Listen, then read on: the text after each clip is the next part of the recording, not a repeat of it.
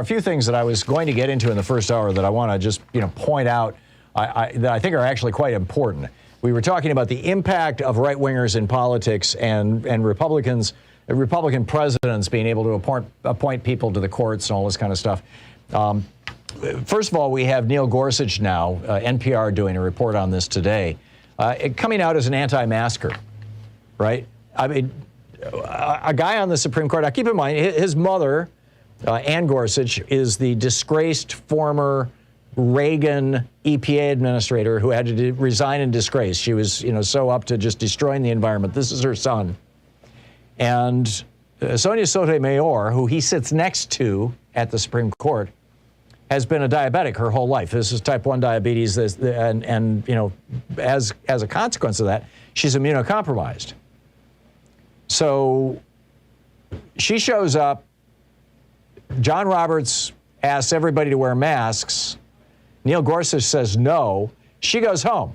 She's coming in remotely now, Sonia Sotomayor. And Neil Gorsuch, even after John Roberts asked him to wear a mask, is saying, no, I'm not going to do it. We have a petulant right-wing child sitting on the Supreme Court. This is from the NPR report.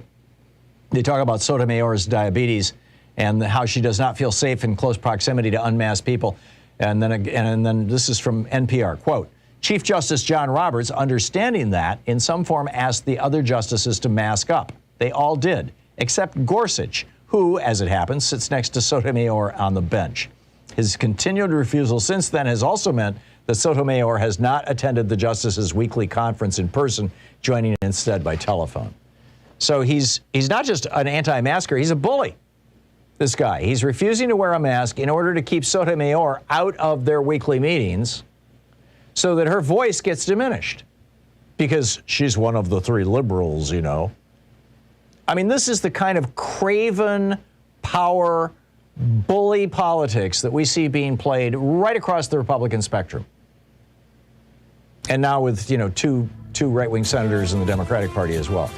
But this is just so wrong.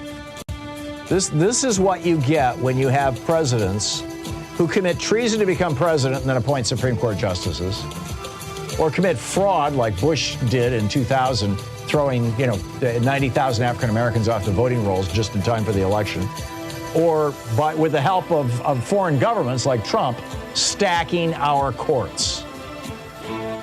You're listening to the Thom Hartmann Program. Call 202-808-9925. And as I noted, the conservative columnists are trying to figure out what went wrong in America. How did this happen? Gee, I'm confused.